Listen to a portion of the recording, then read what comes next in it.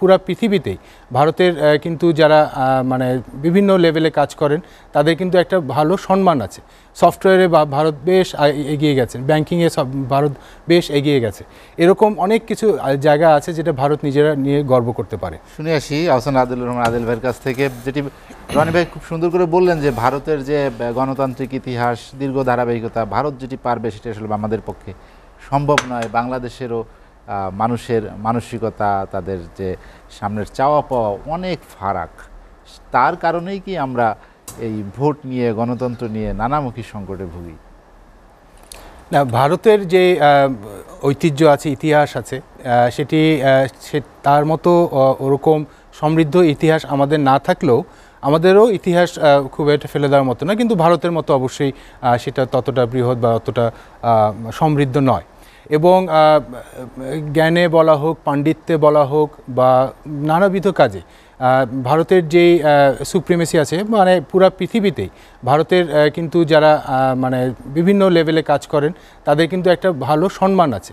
সফটওয়্যারে ভারত বেশ এগিয়ে গেছেন, ব্যাংকিংয়ে ভারত বেশ এগিয়ে গেছে। এরকম অনেক কিছু জায়গা আছে যেটা ভারত নিজেরা নিয়ে গর্ব করতে পারে।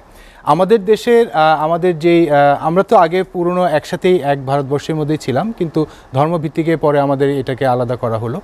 আর এই ভারতে যদি বলি যে একটু আগের পর্বে আলোচনা হচ্ছিল যে ভারতের প্রভাব, ভারতের তো অবশ্যই তার আমাদের এই দেশের ওপারে তাদের 7টি প্রদেশ রয়েছে, এবং এই দেশে যদি কোনো ধরনের তাদের মানে তাদের প্রতি বিরোধিতা থাকে বা তাদের প্রতি শত্রুতা ভাবাপন্ন থাকে আমাদের দেশীয় সরকার যে আসবে ক্ষমতায়, তাহলে তাদের যে সামরিক খরচ অনেক গুণ বেড়ে যাবে।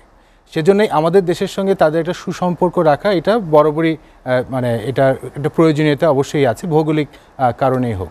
এবং মানে আমাদের দেশের বিএনপির যে দুর্ভাগ্য হলো যে সেটি হচ্ছে গিয়ে আগে কিন্তু আমরা দেখতে পেতাম যে ভারত হয়তো সবকটি দল নিয়েই চিন্তা করতে পারতো, কিন্তু ওই 10 ট্রাক অস্ত্রের পর থেকে আর বিএনপির উপরে নির্বাচন আমরা দেখেছি ভারতের ইতিবাচক ছিল, কিন্তু ওই মানে 10 ট্রাক অস্ত্রের পর থেকেই তাদের যেই ভরসাটি উঠে গেল, এজন্য বিএনপি কিন্তু মানে পিছিয়ে গেল। এবং এখন পর্যন্ত মানে ওই ভারতের সঙ্গে তাদের ইকুয়েশন ঠিক না হওয়াতে তাদের কিন্তু এখন পর্যন্ত আমাদের ক্ষমতায় তাদের আসতে বেশ একটা বেগ পেতে হচ্ছে।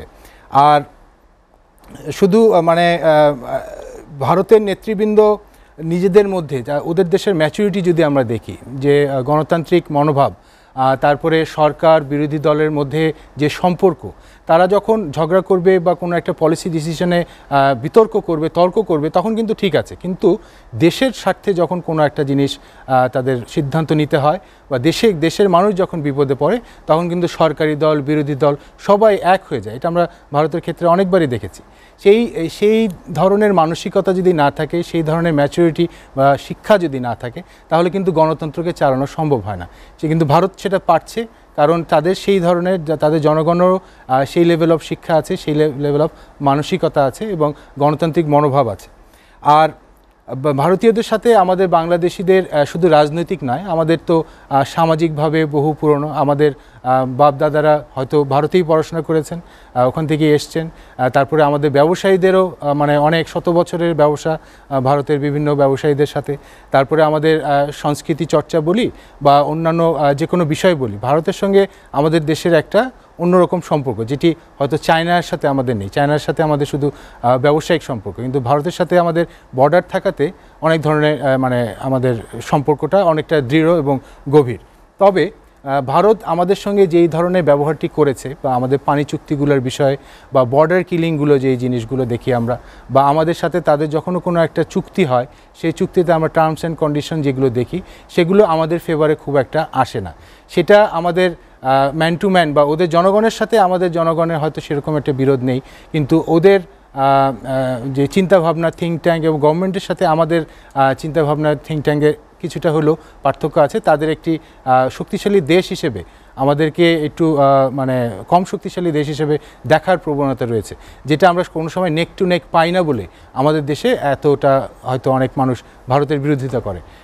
কিন্তু আমরা যদি দুটো দেশ দুজনের উইন উইন সিচুয়েশনে আমরা ডিল করতে পারতাম, একসাথে কাজ করতে পারতাম, তাহলে দু দেশের জন্যই অনেকভাবে আমাদের সুবিধা হতো এবং এই দক্ষিণ এশিয়াতে আমাদের এই যদি এই কয়েকটি যে দেশ আছে আমাদের যে রিসোর্সেস আছে এটা যদি আমরা একসাথে করতে পারতাম বা আমরা যদি সেইভাবে চিন্তাভাবনা করতে পারতাম রাজনৈতিকভাবে, তাহলে কিন্তু আমাদের অনেক অনেক এগিয়ে যাওয়ার কথা। কিন্তু দুর্ভাগ্য আমরা সেটা পারছি না এবং সেটা করে ওটা হয়নি। অদূর ভবিষ্যতে হবে বলে আমাদের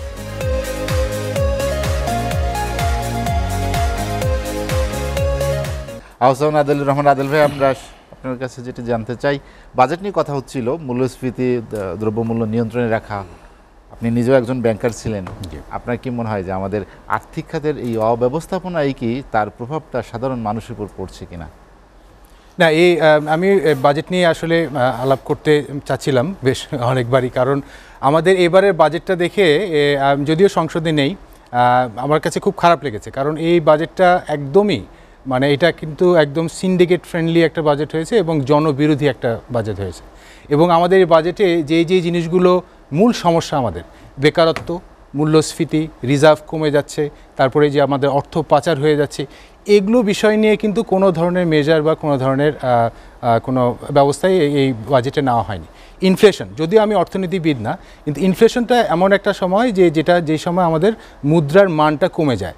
আগে 100 টাকায় যে জিনিসটা পাওয়া যেত সেটা 110 টাকা 120 টাকা লাগে সেই জিনিসটা পাওয়ার জন্য। এটা সাধারণত হয় যখন ওভার গ্রো হয়ে যায়, বেশি গ্রোথ হয়ে যায়, তখন আমাদের একটা সংকোচনমূলক একটা পরিস্থিতি দিতে হয়, মানি সাপ্লাই কমা দিতে হয় আমাদের, যেটা আমাদের IMF আমাদের পরামর্শ দিল, ইন্টারেস্ট রেট বাড়িয়ে দেওয়া, এটা কিন্তু সংকোচনমূলক, তাহলে কিন্তু মার্কেটের সাইজটা ছোট হয়ে আসবে। তারপরে ভর্তুকি কমিয়ে দেওয়া, এতে মার্কেট সাইজটা কমে আসে। কিন্তু আমাদের দেশে এইগুলো কোনো কারণে কিন্তু আসলে এই মূল্যস্ফীতিটা হয়নি। আমাদের দেশে মূল্যস্ফীতিটা হয়েছে আমাদের সিন্ডিকেটের জন্য। তারা যখন এই টাকাগুলো বেশি এনে বাজারে বেশি টাকায় বিক্রি করছে তখন এই মূল্যস্ফীতি হয়েছে। সেজন্য ইকোনমিক কোনো মেজার নিয়ে আমাদের এই ইনফ্লেশনটা কন্ট্রোল করা যাবে না যতক্ষণ না পর্যন্ত আমাদের এই সিন্ডিকেটকে আমাদের এই গভর্নমেন্ট কন্ট্রোল করতে না পারে। এটা পুরোটাই রাজনীতি, এইটা একটা জিনিস। আর এই বাজেটে আরও যেটা হচ্ছে কি, জনগণের উপরে ভ্যাট চাপিয়ে দেওয়া হয়েছে। আমার কাছে খুব খারাপ লেগেছে যখন দেখলাম যে আমাদের ওই মোবাইল ইন্টারনেট চার্জের উপর, ওটার উপর ভ্যাট, পার্কে ঘুরতে যাবে ফ্যামিলি নিয়ে সেখানেও ভ্যাট, এই ধরনের মানে জনগণের উপরে পুরো চাপটা চাপিয়ে দিয়েছে। আর সেই জায়গায় অতিরিক্ত খরচ, আমাদের সরকার পরিচালনায় অতিরিক্ত খরচ, তারপর আমরা জানি মেগা প্রজেক্টগুলো বিরাট মেগা প্রজেক্ট, এখানে প্রচুর দুর্নীতি আছে, অব্যবস্থাপনা আছে, গভর্নেন্সের অভাব আছে সকল, এবং আমাদের যে জ্বালানি খাত এবং এই সর্বোপরি আমাদের যে অর্থ পাচার হয়ে যাচ্ছে, আমাদের ইকোনমি থেকে অর্থ বাইরে চলে যাচ্ছে, এই দুর্নীতির অর্থগুলো যদি দেশেও থাকতো তাহলে কিন্তু আমাদের এরকম ইনফ্লেশন হতো না, আমাদের এই এত খারাপ অবস্থা হতো না। কিন্তু সেটা হওয়ার মূল কারণ যে আমাদের গভর্নমেন্ট এগুলোর উপরে কোনো ব্যবস্থা নিতে পারেনি এবং সেটি খুব দুঃখজনক। আর হচ্ছে গিয়ে গভর্নমেন্টের যদি আমরা দেখি যে রেমিটেন্স, যেটার উপর আমাদের অর্থনীতি চলছে, ডলার আসছে, সেই রেমিটেন্সের সেই প্রবাসী কল্যাণ মন্ত্রণালয়ের বাজেট এই বাজেটে নাই, ওই গতানুগতিক। গতবার ছিল 990, এবার মানে 1050, মানে এটা কোনো বাজেটই না। তার মানে বোঝা যাচ্ছে যে আমাদের দেশের বাজেটটা যারা করেন তারা দেশের সমস্যাটা মাথায় নিয়ে করেন না, সেই গতানুগতিক যা করা আছে ওটার উপরে 10% 5% মানে 15% বাড়িয়ে ওটাই করে দেন, এবং যারা করেন তারা তাদের নিজেদের স্বার্থটা দেখেন, জনগণের স্বার্থটা দেখেন না। এবং এবার জনগণের উপর ভ্যাট চাপিয়ে এটা একটা খুবই মানে অমানবিক একটা বাজেট হয়েছে বলে আমি বুঝতে পারছি।